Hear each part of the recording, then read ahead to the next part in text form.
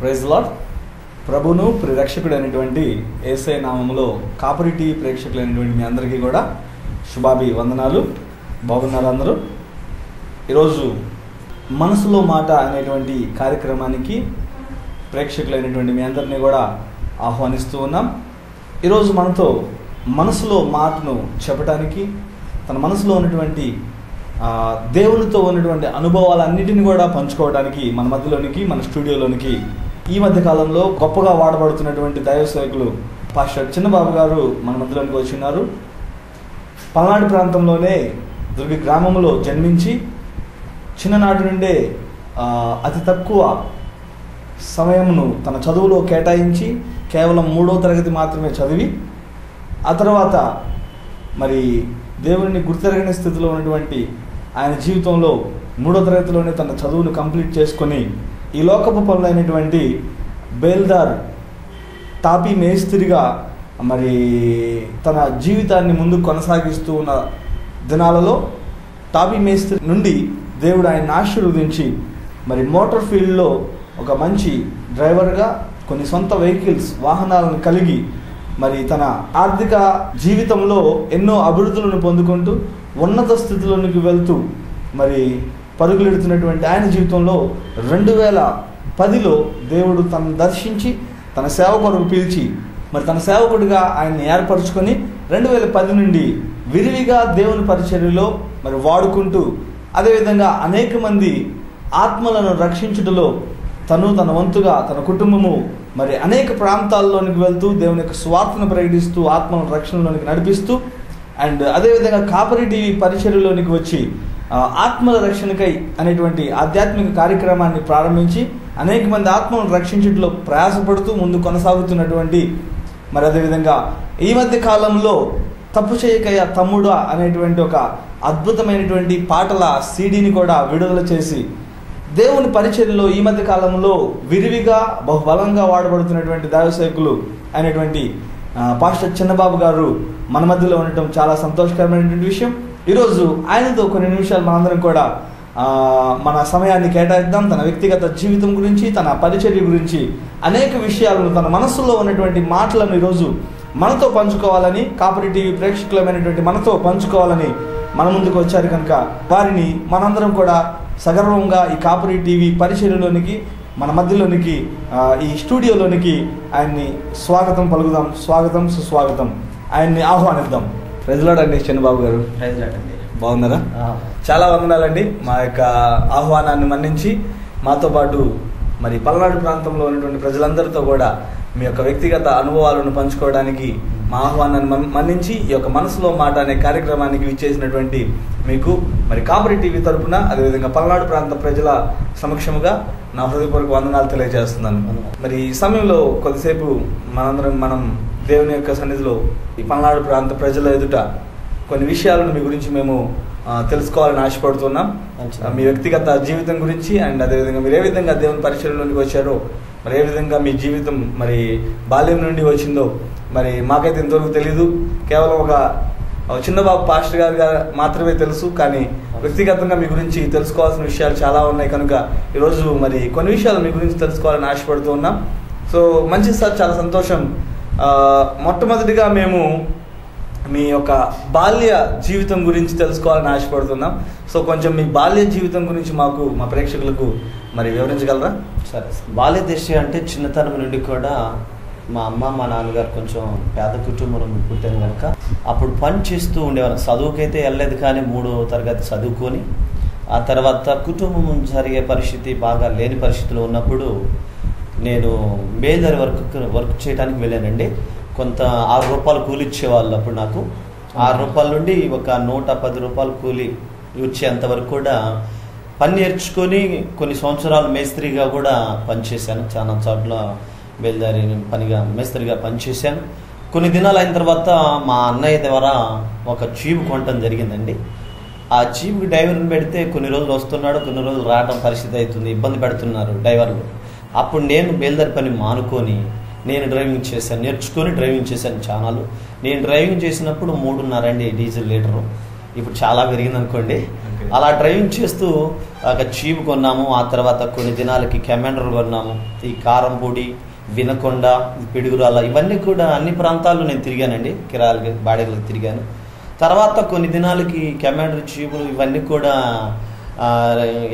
ప్రజలు ఎక్కకుండా ఉండటం వల్ల ఆటో తీసుకున్నాను. టీరింగ్ ఆటో కొన్నాళ్ళు తిప్పాను. తర్వాత మామూలు ఆటో తిప్పాను. ముట్టుకూరు ఆ ప్రాంతానికి ఎక్కువ తిరిగేవాడిని సీరియల్లో. ముట్టుకూరు యూనియన్ సెక్రటరీగా కూడా, ఆటో యూనియన్ సెక్రటరీగా కూడా పనిచేశాను. ఓకే, మీ అన్నయ్య అన్నారు. టోటల్గా మీ ఫ్యామిలీలో ఎంతమంది ఉంటూ ఉన్నారు? మా ఫ్యామిలీ అండి మొత్తం మేము, మా నాన్నగారికి 4 కుమారులు, 1 కుమార్తె అండి. మా అన్నయ్య మెకానిక్ పని చేస్తాడు దుర్గిలోనే. మా తమ్ముడేమో 2 ట్రాక్టర్లు ఉన్నాయి, వ్యవసాయం పని చేస్తాడు. 4వ తమ్ముడు కూడా ఆటో మనదాకా నడిపాడండి ఆ వ్యక్తి. తర్వాత మా సిస్టర్ గారికి మ్యారేజ్ అయింది. మార్కాపురం ఇచ్చాము అమ్మాయిని. అమ్మాయి మా బావగారు విలేజ్ సెక్రటరీ మార్కాపురం ఆ ప్రాంతంలో జాబ్ చేస్తున్నారు. అయితే మొదటి నుంచి కూడా మా నాన్నగారు మా అమ్మగారు సేవ చేసేవారు. వారు సేవ చేస్తూ ఉన్న సమయంలో మేము మా మోటార్ ఫీల్డ్ పని చేసుకుంటూ మా అన్నయ్య పని, మా తమ్ముడు అలా ఉండేవాళ్ళం. అయితే సేవలో మేము ఇంతగా పాల్గొనేవాళ్ళం కాదు. సేవ చేయాలనే ఉద్దేశం తలంపు కూడా ఉండేది కాదు. వాళ్ళు చేస్తూ ఉన్నారు, మనకెందుకులే అనుకుంటూ మన పని ఏదో మనం చేసుకుంటూ. అంటే మీ ఇంట్లో ఉన్నటువంటి వారు, మీ అన్నయ్యలు కానీ మీ వాళ్ళందరూ కూడా సేవలు అయితే మాత్రం ఉన్నవారు కాదు. ఉన్నవారు కాదు. సో కేవలం మొట్టమొదటిగా మీ కుటుంబంలో ఎవరు దేవుడు నమ్ముకున్నారండి? మా అమ్మ, మా నాన్నగారండి. అయితే ఫస్ట్ నుంచి మా తాతగారు కూడా, మేము హిందువులు అయినప్పటికీ కూడా మా తాతగారు ఫస్ట్ నుంచి కూడా ఆ దుర్గిలో లోదన్ చర్చికి వెళ్ళేవారు. మా అమ్మగారు, మా నాన్నగారు మ్యారేజ్ కూడా ఆ లోదన్ చర్చిలోనే జరిగిందండి. అక్కడి నుంచి కూడా మా అమ్మగారు ఏం చేస్తుంటే, వివాహం అదే జరిగింది కాబట్టి వాళ్ళు అలా చర్చికి వెళ్ళటం అలవాటైంది. తర్వాత మా అమ్మగారు చిన్నగా నమ్ముకొని అలా లోదన్ చర్చికి వెళ్తూ ఉండేవాళ్ళు. తర్వాత దేవుడు ఆమెకు ఒక ఆత్మనిచ్చి, దర్శనాన్నిచ్చి, వేరు చేసి సపరేట్గా ఇండిపెండెంట్గా సంఘాన్ని స్థాపించి సేవ చేస్తూ ఉండేవాళ్ళు. సో అయితే మీ అమ్మగారే మొట్టమొదటి కారణం అనమాట మీ కుటుంబంలో దేవుడిని గుర్తరేయడానికి గల కారణం. సో మీ అమ్మగారు సేవలో ముందు కొనసాగుతున్నారని చెప్పేసారు. కొంచెం మీ అమ్మగారి గురించి, మీ అమ్మగారి యొక్క సేవ పరిచర్య గురించి మాకేమన్నా తెలియజేస్తారా సార్? మంచిదండి, చాలా ప్రశ్న అడిగారు. ఎందుకంటే ముందుగా నేను ఈరోజు ఈ స్థానంలో ఉన్నానంటే ఈ పల్నాడు ప్రాంతానికి చిన్నబాబు పాస్టర్ గారు అంటే గుర్తు రావటానికి కానీ తెలియటానికి కారణం నా తల్లేనండి. ఆమె చేసిన ప్రార్థన ఈరోజు ఒక కొడుకుగా నేను నిలబడ్డాను. ఈ పల్నాడు ప్రాంతానికి సేవకునిగా ఒక సేవ చేసే భాగ్యం, ధన్యత నాకు దొరికిందండి. ఆ తల్లి యొక్క ప్రార్థన, ఆ తల్లి యొక్క కన్నీరు, ఆమె పడ్డ ప్రయాస వ్యర్థం కాకుండా దేవుడు నన్ను ఈరోజు, ఆమె ప్రార్థన ఫలితం నన్ను ఈరోజు ఉపయోగించుకుంటున్నాడు దేవుడు ఆ విధంగా. అయితే ముందు 5వ కుటుంబంలో పుట్టొచ్చింది. తర్వాత మా నాన్నని మ్యారేజ్ చేసుకున్న తర్వాత ఆ చర్చిలో మ్యారేజ్ అయిన కాంచి కూడా ఇంకా చర్చి దేవుణ్ణి నమ్ముకునటం, చర్చికి వెళ్ళటం, క్రమం తప్పకుండా మమ్మల్ని కూడా చిన్నతనాన్ని తీసుకువెళ్ళటం, అలాగా భక్తి జీవితంలో కొనసాగుతున్న సమయంలో పేదలను ప్రేమించటం, దిక్కులేని వారిని చేరదీసటం, ఆమెకున్న దాంట్లోనే పరిస్థితి బాగలేకపోయినా ఉన్న దాంట్లో వాళ్ళకి బట్టలు పెట్టడం, వారికి భోజనాలు వండి పెట్టడం, అలా చిన్నతనం నుండి కూడా మంచిగా ఆత్మీయంగా బిడ్డల్ని దిక్కులేని వారిని చేరదీస్తూ ఉన్నప్పటికీ దేవుడు ఒక రోజున ఆమెను పిలుచుకున్నాడు సేవకి. మీరు నాకు సేవ చేయాలి అని చెప్పినప్పుడు, అయ్యా నేను చదువుకోలేదు, నాకు సేవ ఎలా చేయాలో తెలీదు అన్నప్పుడు, లేదు మీరు సేవ చేస్తేనే నేను ఈ కుటుంబాన్ని బ్రతికినిస్తాను, లేకపోతే లేదని ఆ యొక్క ఆత్మలాగా వచ్చి, ఒకరోజు నేను సేవ చేయను అన్నప్పుడు ఒక హస్తం అలా వచ్చి నా తల్లి యొక్క కుతిక పట్టుకున్నప్పుడు, నేను రియల్ అండి, నేను చూశాను, ఇది సత్యం, అబద్ధం కాదు, ఖచ్చితంగా ఒక గొర్రె ఏ విధంగా అరిసిందో ఆ విధంగా అరిసింది. ఒక హస్తం కనపడదు మనకు, హస్తం వచ్చి అలా పట్టుకుని నీ సేవ చేస్తాము అన్న తర్వాత ఆ హస్తం వదిలి వెళ్ళేది. ఆ తర్వాత అప్పటి నుండి ఆమెకు చదువు లేదు. చాలామంది సేవకులు వచ్చి ఈ ఆడ మనిషి సేవ చేయకూడదు అదే అని చెప్పేసి ఆమెను ఎంతగానో పొంగదీశారు. అయినప్పటికీ దేవుడే ఒక 2 నెలలు ఉపాధ్యాయుడిగా ఉండి ఆమెను బలపరిచి ఎలా సేవ చేయాలి, ఎలా ప్రార్థన చేయాలి, ఎలా నడిపించాలి అని చెప్పినప్పుడు, మొదట్లో ఆమె చదువు లేనప్పుడు కొంతమంది సేవకుల్ని మీరు ప్రేరు పెట్టండి, నేను ఎక్కడి నుంచైనా సేవకుల్ని నడిపిస్తానని చెప్పి అనేక ప్రాంతాల నుండి ఆ టయానికి మేము ప్రార్థన పెట్టి రెడీగా మైక్ పెట్టి రెడీగా ఉన్నప్పుడు అదే టయానికి 11 గంటలకు ఏదో ఒక సేవకుడు వచ్చి ఆ వాక్యాన్ని జరిపించి వెళ్ళాడు. అలా 2 నెలల తర్వాత అమ్మకు అన్ని నేర్పి ఆమె ద్వారా వాక్యాన్ని. మీరు చెప్పినట్లుగా చాలా మంది కూడా ఈ దినాల్లో స్త్రీ మాట్లాడకూడదు, స్త్రీ పరిచర్య చేయకూడదు, స్త్రీ వాక్యం చెప్పకూడదు, స్త్రీ సంఘాన్ని నడపకూడదు అనేటువంటి అపోహలు కూడా చాలా మందిలో ఉంటూ ఉంటాయి. కానీ బైబిల్లో మనం గమనించినట్లయితే నిజమేనండి, ఎక్కువ పరిచర్య కూడా స్త్రీల ద్వారానే దేవుడు. అవునండి, ఆ విషయాన్ని కూడా నా మనసులో కూడా చాలా సార్లు చెప్పాలనిపిస్తుంది. సమయం వచ్చింది కాబట్టి చెప్తున్నానండి. ముందుగా చూడండి, సువార్తను ఎవరు తీసుకొచ్చారండి? ముందు సువార్త అనే వాక్యాన్ని గర్భం ధరించి భూమి మీదకి తీసుకొచ్చింది ఎవరండి? మరియా, స్త్రీ. రెండవదిగా యేసుప్రభువు వారు చనిపోయి తిరిగి లేచిన తర్వాత ముందుగా సువార్త ప్రకటించింది ఎవరండి? మగ్దలేనే స్త్రీ. ఇలా చూసుకుంటే చాలా మంది కూడా స్త్రీలే ఎక్కువగా, అంతేకాక సంఘాన్ని స్త్రీకి పోల్చుకున్నాడు. చాలా మంది సేవకులు స్త్రీ సేవ చేయకూడదు అన్నోళ్ళు, మరి ఆ వాక్యాన్ని వాళ్ళే వినొచ్చు కదండి. పురుషుడు ద్వారా రావాలి కదండి వాక్యం. స్త్రీని ఎందుకు ఎన్నుకున్నాడు? కొంత చూస్తే చాలా మంది ఎలా ఉన్నారంటే పైకి భక్తివరులుగా ఉంటున్నారు, లోపల నీచంగా ప్రవర్తిస్తున్నారు. ఇంకోటి అండి, స్త్రీకున్న పట్టుదల పురుషునికి ఉండదు. స్త్రీ కన్నీరు కార్చినట్టు పురుషుడు కార్చలేడు. స్త్రీ భారాన్ని భరిస్తుంది, కుటుంబం అనే భారాన్ని భరిస్తుంది. ఇప్పుడు సంఘం అనే భారాన్ని కూడా స్త్రీ భరిస్తూ ఉంది. ఏమండి, ఒక మాట చెప్తాను వినండి. దేవుడికి ఆత్మ, స్త్రీ ఆత్మ పురుషాత్మ అని ఏమి ఉండదండి. ఆయనకి ఇద్దరు ఒకే సమానం. ఇంకొక విషయం చెప్పాలంటే, స్త్రీ పురుషుల్లో నుండి వచ్చిందండి స్త్రీ. ఇప్పుడు ఏమన్నాడు? నాలో నుండి తీయబడింది కనుక నారి అన్నాడు. పురుషుల్లో సగం అంటే స్త్రీ. ఇద్దరు ఏకమై ఉన్నారు. స్త్రీని వేరు చేసి మాట్లాడకూడదు. ఎక్కడో ఒకసారి మౌనంగా ఉండాలి అన్న మాటను పట్టుకొని స్త్రీలు ప్రార్థన చేయకూడదు. స్త్రీలు ఒకటంటే నేను అడుగుతున్నాను, స్త్రీలు సేవ చేయకూడదు, స్త్రీలు పాటలు పాడకూడదు, స్త్రీలు చప్పట్లు పడదు. నీ సంఘానికి స్త్రీలు ఎందుకు రావాలా? పురుషులు తెచ్చుకోవచ్చుగా. అలాంటి మాట కనుక అన్నట్లయితే ఈ రోజు నా చర్చిలు కూడా చాలా ఖాళీగా ఉంటాయి. అవునండి, ఈనాడు ఎక్కువగా చర్చిలో కానీ ఎక్కడ సంఘాలను చూడండి, పురుషులు ఎక్కువ ఉంటున్నారు, స్త్రీలు ఎక్కువ ఉంటున్నారు. నిజమండి, ఇలా మాట్లాడకూడదండి. ఎందుకంటే దేవుడు ఎవరిని ఎలా వాడుకోవాలో వాడుకుంటాడు. ఇద్దరిని కలగజేసిన దేవుడు. ఇద్దరిలో ఉంది ఒకే ఆత్మ. ఒక శరీర భావాలు వేరు కానీ ఆత్మలు ఒకటే. పరలోకంలో ఇద్దరికి ఒకే స్థానం ఉంది. పురుషుడికి పైన, స్త్రీకి కింద ఉందా? చెప్పండి. స్త్రీని ప్రేమించమన్నాడు. అలాగనే ఒక శరీరంలో భాగం అని చెప్పాడు. నీకు సాటి అన్నాడండి. అసలు నీకు సాటి అంటే ఏంటి? నీకు సమానమనే తక్కువనే? నీకు సాటి అయిన సహాయం ఉన్నాడు. నీకు సాటి లేదు అంటే నువ్వు గొప్పవాడే, నీకు తక్కిన వాళ్ళు తక్కువయ్యా అని అర్థం. నీకు సాటి అంటే అర్థం నీకు సమానం అని అర్థం అండి. యేసయ్యా నీకు సాటి లేరంటే ఆయనకి సాటి లేము, ఎవరు లేరు.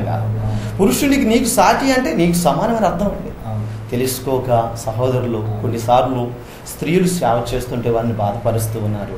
అద్భుతంగా ఎంతో మంచి సందేశాన్ని, స్త్రీ యొక్క ప్రత్యేకత గురించి మీరు ఎంతో మంచి సందేశాన్ని ఇచ్చారు. చాలా సంతోషం. నిజంగా స్త్రీల గురించి, స్త్రీలకు ఉన్నటువంటి ప్రాధాన్యతను తక్కువ సమయంలో ఎన్నో మంచి విషయాలు మా ప్రజలు మాకు తెలియజేశారు. చాలా సంతోషం సార్. సేవలోనికి రాకముందు మీరు ఇంతకుముందు చెప్పారు మాతోటి వాహనాలు నడుపుతూ ఉంటాం. సో ఆ పరంగా మీరు ఏ విధంగా ఆర్థికంగా, మీరు చిన్న వయసులో లోట్లో ఉన్నప్పటికీ మరి మీరు పెద్దవారైన తర్వాత ఆర్థికంగా అండ్ మీ యొక్క వ్యాపారం, మీ యొక్క మీ చేతి పని ఎలా ఉంటూ ఉండేది, ఎలా మీరు అభివృద్ధి చెందుతూ ఉన్నారు? సమృద్ధిగా ఉండేదండి. 10,000 లేదు, నెలకు వచ్చేసి ఒక 20,000 15,000 తోలేవాడిని ఆటో. అప్పుడు ఫ్యామిలీ చక్కగా సంతోషంగా ఉండేవాళ్ళం. నాకు బాబు పాప అండి. అంతా కూడా కుటుంబం అంతా కూడా సంతోషంగా సాగిపోయేది, ఇబ్బంది లేదు. అంత సమృద్ధిగా మీరు నెలకు వచ్చేసరికి, ఆ రోజుల్లోనే మీరు నెలకు వచ్చేసరికి 15,000 నుండి 20,000 రూపాయలు సంపాదించగలిగేటువంటి స్థితిలో ఉన్న పరిస్థితుల్లో మీకు సడన్ గా ఈ విధంగా మరి మీరు ఆ ప్రొఫెషన్ వదిలిపెట్టి, మీరు జాబ్ను వదిలిపెట్టి, ఆ యొక్క మీ ప్రొఫెషన్, మీ పని వదిలిపెట్టి మరి ఎందుకు సేవ చేయాలని నిర్ణయించుకున్నారు? అసలు దేవుడు ఏ విధంగా మిమ్మల్ని పిలిచాడు? మీ యొక్క పిలుపు ఏ విధంగా మీరు రాగలిగారు? సార్ తప్పనిసరిగా. ఎందుకంటే ఒక సేవకుని యొక్క దర్శనము ఎలా పిలిచాడో అది చెప్పటం ప్రజలకు కూడా చాలా, అది తెలియపరచడం కూడా చాలా మంచిది. సరే సార్, ఒకరోజు మా అమ్మగారు వెల్దుర్తి ప్రాంతంలో మాకు సంఘం ఉందండి, అక్కడికి ప్రేయర్ చేయటానికి వెళ్ళి అక్కడ కొంచెం ఆమె ఎక్కువగా ఉపవాసాలు గడుపుతూ ఉంటారు. మా అమ్మగారు కన్నీరు కార్చి మోకరించి ఎప్పుడు ప్రతిదినం ప్రార్థన చేస్తూనే ఉంటారు. అలా ఒకరోజు అక్కడికి వెళ్ళి వాక్యం, ఆ ఉపవాసం మీద వాక్యం చెప్పలేని పరిస్థితిలో కొంచెం నీరసం వచ్చి డల్లుగా ఉండి ఇంటికి వచ్చిన తర్వాత, అమ్మ మీరు వెల్దుర్తి వెళ్ళారు కదా, ఈరోజు మరి ప్రేయర్ చేశారు కదా, ఎలా జరిగిందంటే, లేదు చిన్నోడా కొంచెం అలసట వచ్చింది నాన్న, ఉపవాసం ఉన్న దాని మీద నేను వాక్యం చెప్పలేకపోయానయ్యా అంటూ నాకు ఒక సందర్భాన్ని చెప్తూ ఉందండి. ఏమని చెప్తూ ఉందంటే, చాలామంది నీకు 4 కుమారులు ఉన్నారు కదమ్మా, మరి నీ కుమారులలో ఎవరినైనా ఒకరిని సేవకుడిగా ట్రైనింగ్ పంపించుకోవచ్చు కదా, నీకు చేదోడుగా వాదోడుగా ఉంటారు కదా, మీరే ఎందుకు ఇంత కష్టపడాలి, 4 కుమారులు ఉన్నారు కదా, ఒకరినన్నా ట్రైనింగ్ పంపించవచ్చు కదా అని చెప్పేసి మా తల్లిగారితో ఒకరు అన్నారట. ఆ విషయం నాకు చెప్తుంది. అయితే మా తల్లిగారు ఆమెతో ఏమన్నారంటే, లేదమ్మా, నన్ను ఎలా నా ప్రభు పిలుచుకున్నాడో నా బిడ్డలలో కూడా, నా 4 కుమారులలో కూడా ఎవరినైనా ఒకరిని దేవుడు పిలుచుకుంటే సేవ చేయమంటాను కానీ, లేకపోతే వారి సొంతంగా మాత్రం సేవకు వారిని నేను నిలబెట్టనమ్మా అని చెప్పేసి, సేవ అంటే మాటలు కాదు అని చెప్పేసి మా తల్లిగారు అన్నారని ఆ విషయం నాతో చెప్తున్నారు. ఆ మాటకి అప్పుడు నేనేమన్నానంటే, అమ్మా నీ సేవ మాత్రం చేయమని నాకు చెప్పద్దు, నీ మందిరాలు ఊడమన్నా ఊడుస్తాను, ఆ మైసెట్ సిస్టమ్ కానీ, ఆ సౌండ్ బాక్సులు కానీ, ఆ గొట్టాలు కానీ, ఈనిట్లు కానీ, రోజు సిస్టమ్ పెట్టడం కానీ, అవి చెప్పండి, నాకు సేవ మాత్రం నన్ను చేయమనొద్దమ్మా అని చెప్పేసి నేను అంటున్నప్పుడు దేవుని యొక్క ఆత్మ నా తల్లి ద్వారా మాట్లాడుతూ, నా కుమారుడా నువ్వు నా పని చేయాలి, ఎందుకంటే నువ్వు మందిరాలు ఊడుస్తానన్నావు కదా, మందిరాలే ఊడవాలి. రియల్గా నేను చేతులతో కట్టుకున్న మందిరాలన్నీ కూడా పాడైపోయింది నాయన, వాక్యమనే నీరుతో, వాక్యమనే సబ్బుతో నా మందిరాలు క్లీన్ చేయాలి, నువ్వు రావాలి నా సేవకు అన్నప్పుడు నేను ఆ టెన్షన్లో వణుకుతున్నాను. అయ్యో, సేవ అంటే మాటల ఏమిటి, అసలు మనకు చదువు లేదు, ఎలా చెప్పగలను, నేను 3 క్లాస్ చదువుకున్నాను, ఎలా అంటే అప్పటి వరకు బైబిల్లో ఎక్కడ అధ్యాయాలు ఎక్కడున్నాయి వచ్చినాలో కూడా నాకు తెలియదు, ఎలా సేవ చేయటం అంటే మాటల అని చెప్పేసి నేను భయపడుతూ ఉన్నప్పుడు దేవుడు నాతో మాట్లాడుతున్నాడు వాక్యం ద్వారాను, అలాగే నా అమ్మ ద్వారా, ప్రచురణ ద్వారా. నా కుమారుడా 200 పాటలు రాయగలిగావు, అప్పటికి నేను పాటలు రాస్తూ ఉన్నానండి, 200 పాటలు నువ్వు రాయగలిగావు, నీ తెలివా నీ జ్ఞానమా అని అడిగాడు. కాదు ప్రభా, అది నీ కృపేనయ్యా అని చెప్పాను. అలాగనే నువ్వు నిలబడు, నీతో ఉండి నేను మాట్లాడతాను, నువ్వెక్కడికి వెళ్తావో నేను అక్కడికి వస్తాను అని చెప్పాడు.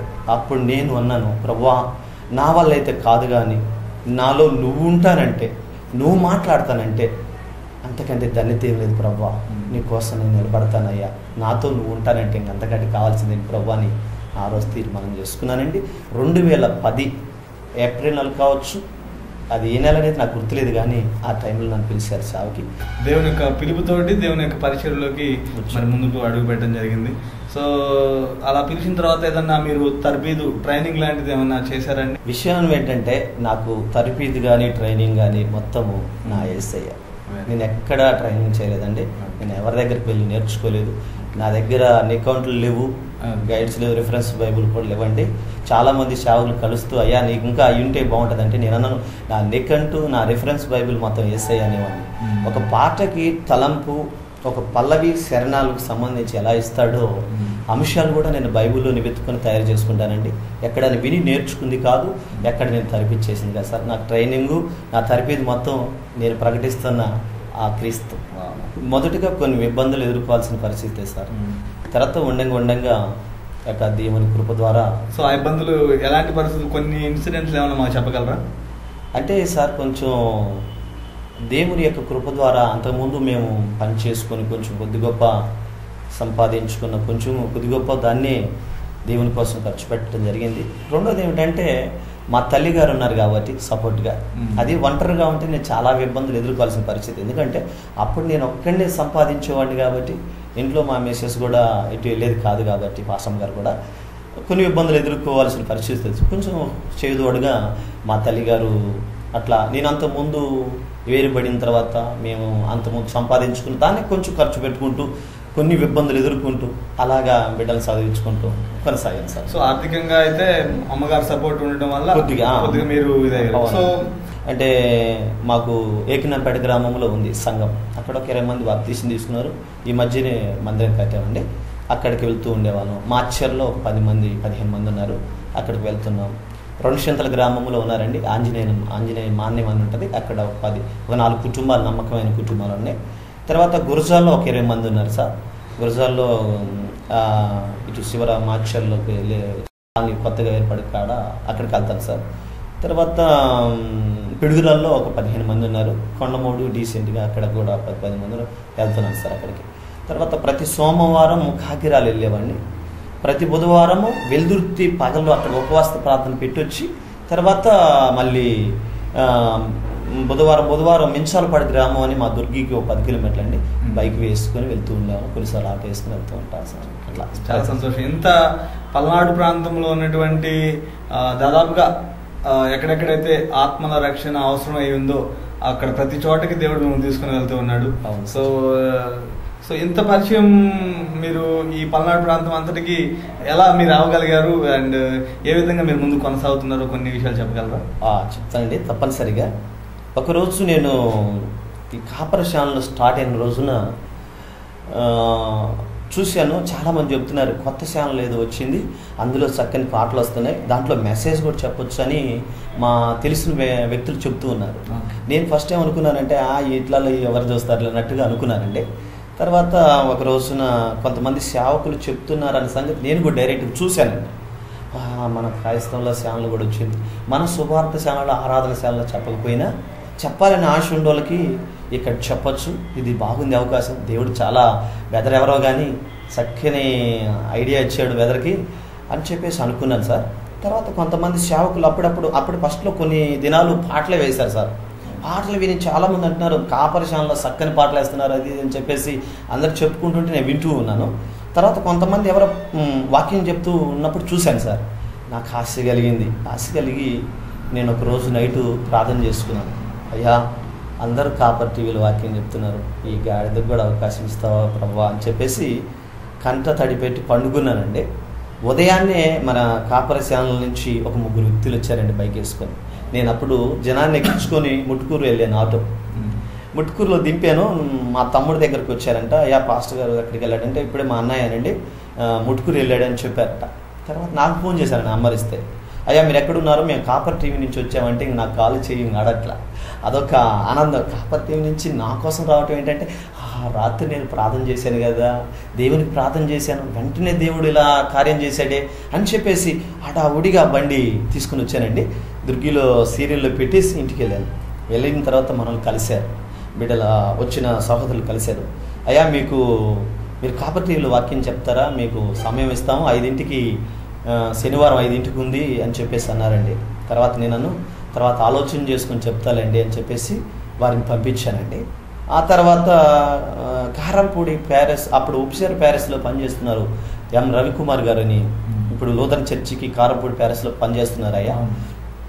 ఆయన మాకు ఇంతకుముందు దుర్గిలో ఉన్నప్పుడు ఆయన సేవ చేస్తూ నెలకొక ప్రాంతంలో కూటమి ఏర్పాటు చేసేవాడు. అప్పుడు నన్నే పిలిచేవాడు. అట్లా కూడా నేను కొంచెం దేవుళ్ళలో ఇంప్రెస్ అయ్యానండి బాగా ఆయన ద్వారా కూడా. అయితే ఆయన అంటున్నాడు ఒక రోజు ఫోన్ చేసి, చిన్నబాబు నేను కాపర్ టీవీలో వాక్యం చెప్తున్నాను అని చెప్పాడండి. నేను అన్నాను, అయ్యా మీరు కాపర్ టీవీలో మీరు కూడా వాక్యం చెప్తున్నారా, అస్సలు నేను చూడటానికైనా వస్తాను మీ అంబటి, నాకు ఫోన్ చేసి చెప్పండి అయ్యా అని చెప్పేసి ఆయన అన్నాను. ఆ తర్వాత ఆయన ఒకరోజు మన కాపర్ ఛానల్ దగ్గరకు వస్తూ ఉన్నప్పుడు నాకు కాల్ చేశాడు, చిన్నబాబు నేను ఇలా కాపర్ టీవీలో వాక్యం చెప్పడానికి వెళ్తున్నాను, చూస్తానన్నావు కదా వస్తావా అన్నాడు. సరేనన్నాను. ఈ లోపల మా అమ్మగారితో చెప్పాను, అమ్మ రవి పాస్టర్ గారు కూడా కాపర్ టీవీలో వాక్యం చెప్తున్నారంట, నేను కూడా చెప్తానమ్మా అంటే, సరే అయ్యా దేవుడు నాతో ఒకసారి వాగ్దానం చేశాడు, ఒక రోజున నీవు టీవీలో కనపడతావమ్మా అన్నాడు. ఆ దర్శనం ఇప్పుడు నెరవేరబోతుందేమో, నీ ద్వారా నెరవేరబోతుందేమో, సరేనయ్యా ప్రార్థన చేద్దామని మా అమ్మగారు అన్నారు. ఆ తర్వాత మరి టీవీ ఒకవేళ నేను వాక్యం చెప్పాలి అంటే మరి నేనేం చేయాలన్నప్పుడు మా సంఘస్థులు అన్నారు, మాకు బామర దొరస అవుతాడు మా వెంకట్రావు అని కుమారుడు అన్నాడు, బావా నువ్వు టీవీలో వాక్యం చెప్తే నేనే నీకు ముందు స్పాన్సర్ చేస్తాను అని వాడు ముందుకు వచ్చాడు మా బామర్ది. తర్వాత నేను ఆ రోజు రెడీ కారంపూడి బైక్ పెట్టి ఆ కారులో వచ్చానండి కాపర్ టీవీ దగ్గరికి. ఆ రోజు ఒక సిస్టర్ గారు కారంపూడి నుంచి వచ్చారు పాట పాడటానికి. నేను కారులో వస్తున్నప్పుడు రవి పాస్టర్ గారు అంటున్నాడు, చిన్నబాబు నువ్వు చూడటానికి వస్తున్నావు కానీ నువ్వు వాక్యం చెప్పాలి అన్నాడు. సార్ నేను ఎక్కడ చెప్తానండి, నేనే కాపర్ టీవీలో ఎలా వాక్యం చెప్పగలను సార్ అని చెప్పేసి నేను అంటున్నాను. లేదు చిన్నబాబు నువ్వు వాక్యం చెప్తావు చూడు. లేదు సార్ నేనేదో చూద్దామని వచ్చాను, అసలు అక్కడ నిలబడి మాటలా సార్ ఏంటని చెప్పేసి అన్నాను. వచ్చిన తర్వాత ఆ సిస్టర్ గారు పాట పాడుతుంటే దగ్గరుండి చూశాను. అప్పుడు నా హృదయంలో ఒక ప్రేరేపణ కలుగుతుంది. ఏమిటి, ఒక ఆడ మనిషి ధైర్యంగా నిలబడి కెమెరా ముందు నిలబడి పాట పాడుతున్నప్పుడు నువ్వెందుకు వాక్యం చెప్పలేవని ఆ పరిశుద్ధాత్ముడు నాలో ఉన్న అంతరంగ పురుషుడైన పరిశుద్ధాత్ముడు ప్రేరేపణ చేస్తూ ఉన్నాడు. అప్పుడు నేను ఆలోచన చేస్తున్నప్పుడు వీళ్ళు ఏమంటున్నారంటే, కెమెరామెన్ అంటున్నాడు, ఏరా సార్ ప్రోగ్రామ్ సార్ రవిపాస్ గారు, మీ ఒక్క ప్రోగ్రామ్ తీసేసుకుని మేము వెళ్ళిపోవాలి, కెమెరా వెళ్ళిపోవాలి, వేరే సార్ బుక్ చేసుకున్నాం అని చెప్పేసి అంటున్నారు. ఈ లోపల నాకు ప్రేరేపణ వచ్చేసి నేను వెంటనే, సార్ రవిపాస్ గారు నేను కూడా వాక్యం చెప్తానండి అన్నానండి. అన్నప్పుడు ఈయన వెళ్ళి, సార్ మా పాస్టర్ గారు కూడా వాక్యం చెప్తాడంట, కెమెరా ఉంచండి అంటే, ఆయన ఏమన్నాడంటే, ఆ కెమెరామెన్ ఏమన్నాడంటే, వాళ్ళకి నేను మాట ఇచ్చానండి, వాళ్ళు ఫోన్ ఎత్తకపోతే మీకు ఆయన చెప్పడానికి అవకాశం ఇస్తాము, లేకపోతే అవకాశం లేదండి అన్నారు. ఈ లోపల వాళ్ళకి ఫోన్ చేస్తే వాళ్ళ ఫోన్ కలవకపోవటం, సార్ వాళ్ళ ఫోన్ కలవలేదు, మీ బెదర్ చెప్తానన్నాడు కదా సేవకుడు చెప్పమని అన్నప్పుడు నిజంగా నేను ఒక అంశం చెప్పాలన్న సంగతి కూడా నాకు తెలియదు సార్. ప్రిపేర్ అయ్యి రాలేదు నేను. ఫస్ట్ నేను చెప్పింది కాపర్ టీవీలో మొదటగా నేను చెప్పిన మెసేజ్, దేవుని మాట వింటే ఆశీర్వాదం అనే మాట చెప్పాను సార్. ఒక అంశం చెప్పాలన్న సంగతి కూడా తెలియదు. బైబిల్ తీసుకున్నాను, వెళ్ళాను, టకాటక ఒక అరగంట మెసేజ్ ఇచ్చాను. తర్వాత ఆ అంశం రాసుకుంటాడు, ఏ అంశం చెప్పావు అని ఒక వ్యక్తి అక్కడ మేనేజర్ గారు అడిగినప్పుడు నేను చెప్పాను, అయ్యా దేవుని మాట వింటే ఆశీర్వాదం అనే అంశం పెట్టండి అని చెప్పానండి. ఆ రోజు నుండి ఈ రోజు వరకు కూడా నేను వాస్తవంగా చెప్పాలంటే సార్, నాది రూపాయి బిళ్ళ కూడా నేను ఇంతవరకు పెట్టలేదండి. కొద్ది గొప్ప ఎక్కడన్నా నేను ఖర్చు పెట్టి పెట్టచ్చు ఉండవచ్చు, కానీ ఇప్పటికి వరకు కూడా ప్రభువు నా సంఘ బిడ్డల ద్వారా, ఈ పల్నాడు ప్రాంతంలో ఉన్న నా సహోదరుల ద్వారా స్పాన్సర్లు పంపిస్తూనే ఉన్నాడు. ఇంతవరకు ఆబ్సెంట్ పడలేదండి. ఇప్పటికి కూడా నాకు ఇంకా 10 స్పాన్సర్లు ముందుగానే ఉన్నాయి. దేవుని కృప అండి ఇది. కేవలం నా తల్లితో చెప్పిన మాట నెరవేరుతుంది. ఈరోజు నేను ఈ పల్నాడు ప్రాంతం బిడ్డలందరికీ పరిచయం కావటానికి, ఈ పల్నాడు ప్రాంత బిడ్డలందరూ నన్ను ప్రేమించి నా వాక్యం 10ంటికి వచ్చినా కూడా నిద్రపోకుండా వాక్యాన్ని విన్న తర్వాతే నిద్రపోతున్నామన్నా అని ఎంతోమంది సిస్టర్స్ బ్రదర్స్ నాకు ఫోన్ చేస్తున్నప్పుడు కొండంత ఆనందం అండి నాకు. ఎంత దేవుడు చూడండి, అన్న కోసం నిలబడితే నా నామాన్ని నువ్వు గణపరచు, నీ నామాన్ని నేను గణపరుస్తాను అన్న మాట నా జీవితం నెరవేరిందండి. ఈరోజు కూడా స్పాన్సర్ పదవలేదు. ఇంకోటి ఏంటంటే, నా తండ్రి లేడండి, చనిపోయాడు. నా తండ్రి చనిపోయిన తర్వాత దేవుడు నన్ను సేవలకు పిలిచాడు. ఈరోజు కూడా నా తమ్ముళ్ళు కానీ నా అన్న కానీ సేవలో నేను ముందుకు వెళ్తుంటే, ఎందుకు ఇలా వెళ్తున్నావు, ఎందుకు ఇంత ఖర్చు పెడుతున్నావు అని కూడా ఈరోజు అనలేదండి.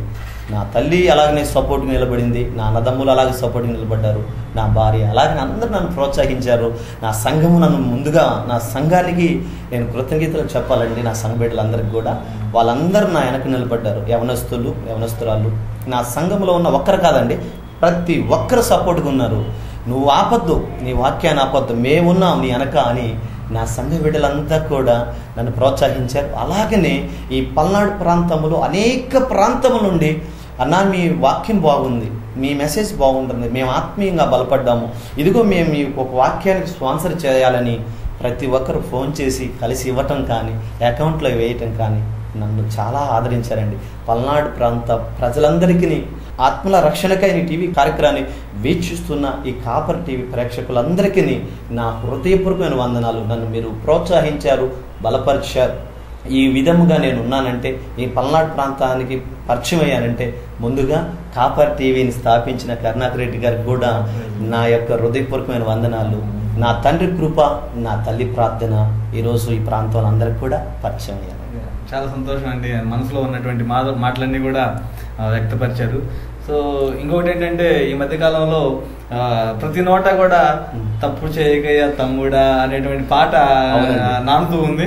అనేక మంది ఈ పాటను కూడా చాలా మంది వారి సంఘాల్లో పాడుకుంటున్నారు. రీసెంట్గా మా సంఘంలో కూడా ఒక బ్రదరు ఈ పాట పాడటం నాకు చాలా ఆనందాన్ని కలిగింది. చాలా మంచిదండి. సో మీరు సీడీ ఒకటి తయారు చేశారన్నారు, ఎలా తయారు చేశారు, ఆ పాటలు ఎలా రాశారు, మీరు ఏ సందర్భాల్లో ఆ పాట రాయగలిగారు? ఆ పాటలు నిజముగా మా నాన్న చనిపోయిన తర్వాత అండి, నేను ఒక గోడ మీద పండుకున్నాను, వేదనలో ఉన్నాను. అప్పుడు కమాండర్ ఉందండి నాకు. మా అమ్మగారు, మా నాన్న చనిపోగానే మేము ఫస్ట్ మా నాన్నగారు చనిపోయిన వెంటనే 3 నెలలు మేము మనసును కాలేదండి. ఎందుకంటే మా నాన్న అంతా మమ్మల్ని ప్రేమించేవాడు, మేము అలా ఉండేవాళ్ళం. సావు అంటే తెలియదు. ఆ టైంలో వేదన పడుతూ 3 నెలలు మేము ఇటు వెళ్ళకుండా ప్రార్థన చేస్తూ ఉన్నప్పుడు అండి, ఆ సమయంలో నేను మా చర్చి గోడ మీద పండుకొని ఇలా ఏదో పాట పాడుతున్నట్టుగా ఉన్నానండి. ఒక పాట వచ్చింది, నా స్తుతి సింహాసనాసీనుడా, నా ఆరాధనకు యోగ్యుడా అనే మాటలు వస్తే అక్కడ ఒక బలపం ఉంటే ఆ బలపం మీద బండ మీద రాశాను. ముందు నేను పాటలు రాయడం ఎలా రాశాను మీకు అడిగారు కాబట్టి సందర్భం చెప్తున్నాను. రాశాను, అయ్యో ఇదేదో పాటలాగుంది అని చెప్పేసి మళ్ళీ గబగబా ఇంటికి వెళ్ళి ఒక పెన్సిల్ ఒక పేపర్ తీసుకొచ్చి పేపర్ మీద ఎక్కించుకొని వెళ్ళి ముందు మా అమ్మగారికి చూపించాను. అమ్మమ్మ ఇది ఒక పాటలాగా ఉంది చూడమ్మా అన్నప్పుడు మా అమ్మగారు నన్ను ప్రోత్సహించారు. నిజమేనా ఇది పాట, ఒకవేళ నీకు పాటల వరం ఇవ్వబోతున్నాడేమో దేవుడు, ప్రార్థన చేసుకోయా అని చెప్పేసి అన్నప్పుడు మా అమ్మ ద్వారా దర్శనం ద్వారా ఆత్మీయంగా దేవుడు మాట్లాడాడు. నా కుమారుడా, ఈ రోజు నుండి నేను నీకు పాటలు వరం ఇవ్వబోతున్నానని అన్నప్పుడు అలాగా రోజుకు ఒక 5 పాటలు 6 పాటలు అలా రాసేవాడినండి. ఆటోకి వెళుతూ కూడా ఒక్కొక్కసారి తలంపు వచ్చినప్పుడు ఆటో పక్కన పెట్టి కూడా నేను రాసుకున్న సందర్భాలు ఉన్నాయండి. మీరు అడుగుతున్నారు కదా తప్పు చేయగయ్య తమ్ముడు అనే పాట, కేవలం అదే నాకు తెలుసుకోవాలనుకున్నాను. తప్పు చేయగయ్య తమ్ముడు నిజమండి. ఆ పాటను ఎలా రాశారు, అసలు ఏ సందర్భంలో రాశారు? అది విషయం ఏంటంటే, ఆటోలో ఉన్నానండి నేను. ముట్టుకూరు ఆటో పాయింట్ నేను యూనియన్ సెక్రటరీగా ఉన్నానండి. అంటే ఫస్ట్ నుంచి కూడా నేను మా అమ్మగారు నన్ను పద్ధతిగా పెంచారు. మా అమ్మ అలా తప్పుడు ఆలోచనలు కానీ సిగరెట్ కానీ బీడీలు కానీ సినిమాలకు కానీ అలాంటి వెళ్ళేవారు కాదు. ఏదన్నా ఆమె నేర్పిన విధానాన్ని మేము కూడా ఇతరులకు ఖండిస్తూ ఉండేవాళ్ళం తప్పు చేసిన వాళ్ళని. అయితే ఒక రోజు ఏం జరిగిందంటే, నేను ఆటోలో పండుకొని ఉన్నాను. యూనియన్ కదా, సీరియల్ రాలేదు, పండుకొని ఉన్నాను. ఒక 4 కుర్రోళ్ళు ఒక వ్యక్తిని తీసుకెళ్ళి ఒకరోజు డిన్నర్ చేసుకుని ఏదో తాగి తందనాలాడి చెప్పుకుంటున్నారు ఆ విషయాలే. రాత్రి మనం బాగా జరిగిందిరా, పార్టీ బాగా జరిగింది, రాత్రి మందు గిందు అని చెప్పేసుకుంటున్నారు. నేను ఆ బండిలో ఉండి వింటున్నానండి. విని అరే బాబాని తెలిస్తే అరుస్తారు అని చెప్పేసి వాళ్ళు అనుకుంటూ బాబాని పండుకున్నాను, వింటాడే అరుస్తారు అని చెప్పేసి వెళ్ళిపోతున్నారు. ఆ మాటలు విన్న వెంటనే లేచి కూర్చున్నానండి.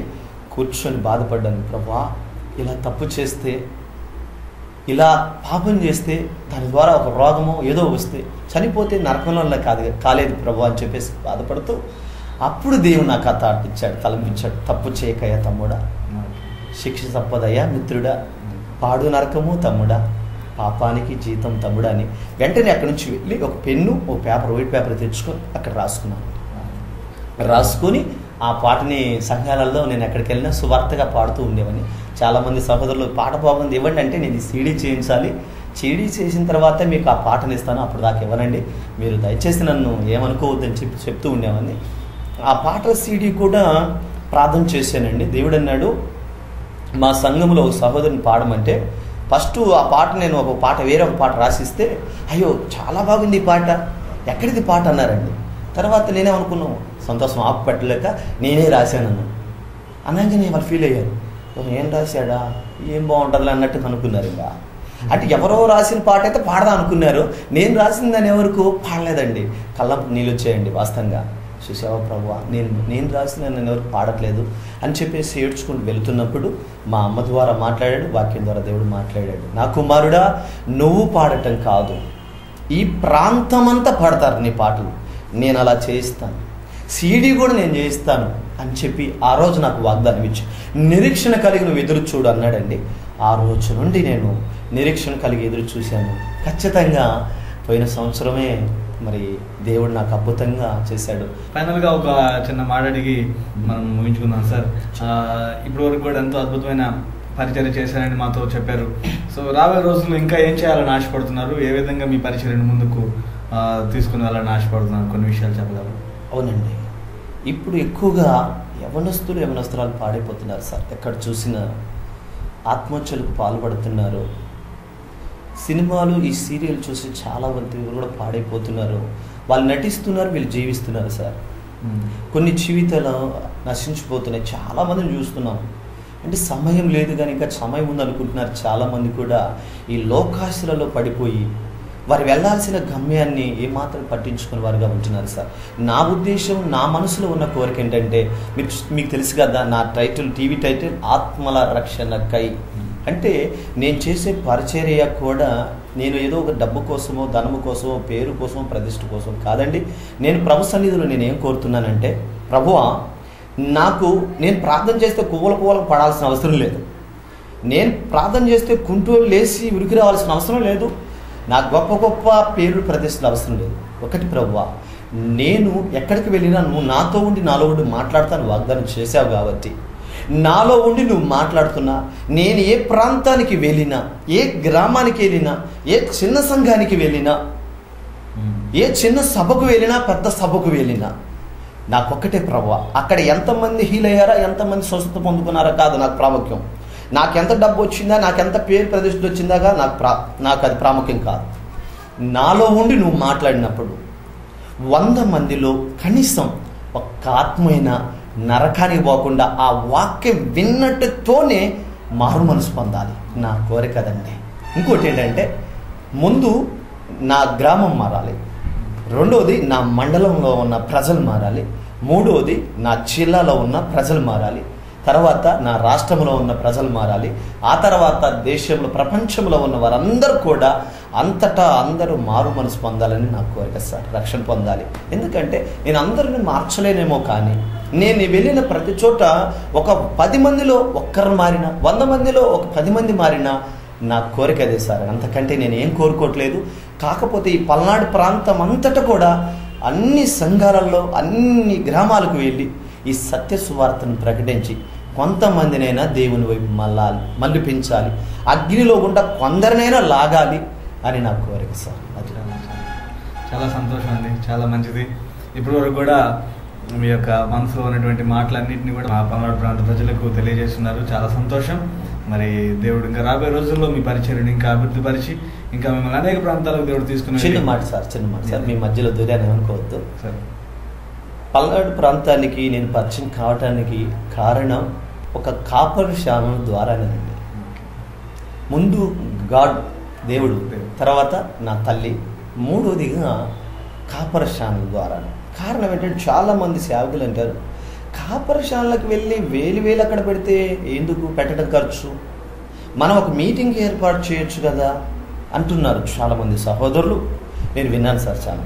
నేను అంటున్నాను, ఒక మీటింగ్ పెడితే ఆ గ్రామంలో ఒక 100 మంది వస్తారేమో, కానీ ఈ కాపరశాల ద్వారా సువార్త క్రైస్తవుడు కావచ్చు, క్రైస్తవుడు కాకపోవచ్చు, దేవుని వెరిగిన వాడు కావచ్చు, దేవుని వెరగని వాడు కావచ్చు, కానీ ఇంటింటికి వెళ్ళి బోధించే అవకాశం ప్రభు ఈ కాపరశాల ద్వారానే మాకు కలగజేశాడు సార్. ఈరోజు ఈ పల్నాడు ప్రాంతానికి నేను ఎక్కడికి వెళ్ళినా, అదిగో చిన్నబాబు పాస్టర్ గారు కాపర్ టీవీలో వాక్యం చెప్తాడు కదా అని ఒక సహోదరుడు వచ్చి సెకండ్ ఇచ్చి, మీ వాక్యం బాగుంటుంది సార్, మేము రోజు వింటున్నాం, మీ వాక్యం విన్న తర్వాతనే మేము నిద్రపోతున్నాం సార్ అంటున్నప్పుడు నేను ముందుగా గుర్తు చేసుకునేది దేవుణ్ణి, ఆ తర్వాత నా తల్లి ప్రార్థనను, మూడోదిగా కాపరశాలను సార్. ఎందుకంటే నేను చాలా రుణపడి ఉన్నాను కాపరశాలకి. డబ్బు నేను ఎంత పెట్టానంది ప్రాముఖ్యం కాదు సార్. ఈరోజు ఇంతమందికి నేను సువార్త ప్రకటించగలిగానంటే కేవలం కాపర్ టీవీ. అది మీ ద్వారా దేవుడు మాకు ఇచ్చిన గొప్ప గిఫ్ట్ సార్. మిమ్మల్ని ఇంకా దేవుడు దీవించాలి, ఈ కాపరశాలలో ఆగిపోకుండా కొనసాగాలని మనస్ఫూర్తిగా కోరుకుంటున్నాను sir. Thank you so much అండి. చాలా వందనాలు. కాపర్ టీవీ నిజంగానే చాలా మంది అనుకుంటూ ఉంటారు, ఎందుకు అనవసరంగా కాపర్ టీవీకి అంత ఖర్చు పెడుతుంది అని చెప్పేసి అనుకుంటూ ఉంటారు. నిజం, వాస్తవంగా ఒక చిన్న మీటింగ్ పెడితేనే ఈ రోజుల్లో 10 నుండి 15,000 రూపాయల ఖర్చు ఈజీగా అవుతుందండి. కానీ దీనికి మనం కొన్ని లక్షల మందికి సువార్త ప్రకటిస్తున్నాం, కానీ దీనికి పెట్టే ఖర్చు చాలా తక్కువ ఖర్చు. సో ఇది ఒక సాధనం, దేవుడిచ్చిన సాధనం, దీన్ని ఉపయోగించుకోవాలనేటువంటి ఆలోచన చాలా మంది పొందుకోలేకపోతున్నారు. మీరే విన్నారు కదా దేవుని బిడ్డలారా. సో కాపర్ టీవీని తప్పనిసరిగా అందరూ ఉపయోగించుకోనండి. ఇది మన ఛానల్, దేవుడు మనకిచ్చినటువంటి బహుమానం, తప్పనిసరిగా ఉపయోగించుకోనండి. సో ఏదేమైనప్పటికీ కూడా చిన్నబాబు గారి యొక్క మనసులో మాటలను, తన యొక్క వ్యక్తిగత జీవితంలో దేవుడు తనను నడిపిస్తున్నటువంటి విధానాన్ని అన్నింటిని కూడా మనం ఇప్పటి వరకు కూడా విన్నాం. దేవుడు మరి వారి పరిచర్యను దేవుడు దీవించాలని, ఆశీర్వదించాలని మన వ్యక్తిగత ప్రాంతంలో అందరం కూడా జ్ఞాపకం చేసుకుందాం. So thank you so much అండి చిన్నబాబు గారు, మా యొక్క స్టూడియోకి వచ్చి మరి ఎన్నో ప్రాముఖ్యమైనటువంటి వాల్యుబుల్ విషయాలను మీ వ్యక్తిగత జీవితం నుండి మాకు తెలియజేసినందుకు దేవుడు మిమ్మల్ని, మీ కుటుంబాన్ని, మీ పరిచర్యను దీవించి ఆశీర్వదించును గాక. Thank you so much. మీ అందరికీ కూడా నా హృదయపూర్వక వందనాలు. నా కోసం ప్రార్థన చేయండి. మీ చిన్నబాబు ఎల్లప్పుడూ మన కాపరశాలను చూస్తూ ఉండండి, వాక్యాన్ని వినండి. అలాగనే మరి తప్పు చేయకయ్యా తమ్ముడు అనే పాటల సీడీలు రిలీజ్ చేయబడింది. చాలామంది ఫోన్ చేసి అడుగుతున్నారు. మరి పిడుగురాల ప్రాంతంలో బెరాకా బుక్ స్టాల్, అలాగే బేషబాబు బుక్ స్టాల్, గురుజాల్లో మరి బుక్ స్టాల్లో కూడా ఉన్నాయి. కావాల్సిన వారు సంప్రదించండి, తీసుకొని నేర్చుకోండి, పాడండి. మీ అందరికీ నా హృదయపూర్వక వందనాలు.